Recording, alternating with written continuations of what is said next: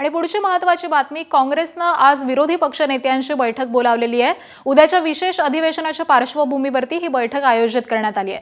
महिला आरक्षण आणि मतदारसंघ फेररचनेवरती रणनीती ही ठरवली जाणार आहे। दुपारी 3 वाजता मल्लिकार्जुन खरगेंच्या अध्यक्षतेखाली या बैठकीचं आयोजन करण्यात आलंय।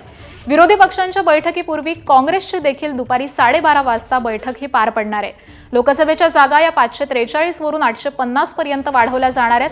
त्याबरोबरच महिलांना लोकसभा आणि विधिमंडळामध्ये 33% जागा या आरक्षित ठेवण्यात येणार आहेत। महिला आरक्षणास विरोधकांचा पाठिंबा आहे, मात्र फेररचनेला विरोधकांचा विरोध असणार आहे आणि 20 विरोधी पक्षांपैकी किती पक्षांचे नेते हे या बैठकीला उपस्थित राहतात याचीच उत्सुकता सध्या लागून राहिली आहे। त्याचबरोबर महाराष्ट्रामध्ये देखील पवार आणि ठाकरे गट काय भूमिका घेणार हे देखील पाहणं अत्यंत महत्त्वाचं ठरणार आहे। आणि याच संदर्भामध्ये आपण अधिक माहिती जाणून घेऊयात। आमचे प्रतिनिधी सोमेश कोलगे सध्या आपल्या सोबत आहेत। सोमेश, खरं तर विशेष अधिवेशनाच्या पार्श्वभूमीवरती ही बैठक बोलावण्यात आलेली आहे। कशा पद्धतीने रणनीती ठरवली जाईल?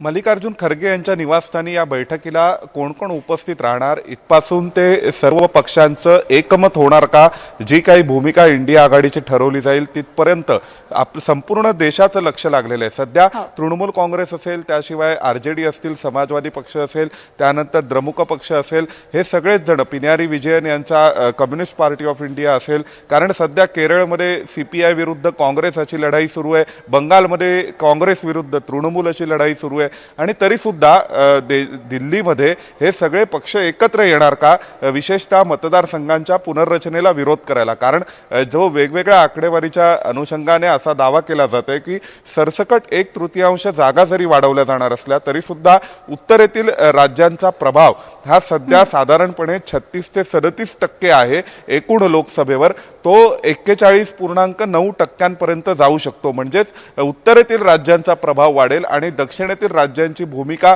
ही थोडीशी निष्प्रभ होईल किंवा कमी शिथिल होईल एकूण देशाची धोरणं ठरवण्यामध्ये, अशा स्वरूपाचा एक प्रवाह आहे। परंतु अजूनपर्यंत अनेक पक्ष आहेत की ज्यांनी आपल्या भूमिका निश्चितपणे ब्लॅक अँड व्हाईट समोर मांडलेल्या नाहीत। विरोधी पक्षांचे सुद्धा अनेक नेते असतील किंवा अनेक छोटे छोटे पक्ष असतील, त्यामध्ये शरद पवारांचा पक्ष आहे, शिवसेना ठाकरे आहे, द्रमुक पक्ष आहे, त्याशिवाय समाजवादी पक्ष आहे, आरजेडी आहे, या सगळ्यांच्या MIM सारखा पक्ष यांनी आपल्या भूमिका नेमकेपणाने स्पष्ट केलेल्या नाहीत। फक्त काँग्रेसने आपण मतदारसंघ पुनर्रचनेला विरोध करतोय असं म्हटलंय, राष्ट्रीय जनता दल, समाजवादी पक्षांनी मतदारसंघ पुनर्रचनेला विरोध असल्याचं स्पष्ट म्हटलंय।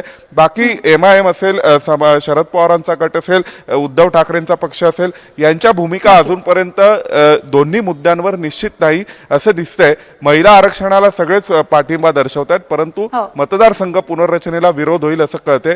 सत्ताधाऱ्यांना विरोधी पक्षांच्या मदतीशिवाय हे विधेयक संमत करता येणार नाही असंही चित्र आहे। अगदी, त्यामुळे या बैठकीला आता कोण कोण उपस्थित राहतं हे पाहावं लागेल। धन्यवाद सोमेश या सगळ्या सविस्तर माहितीसाठी।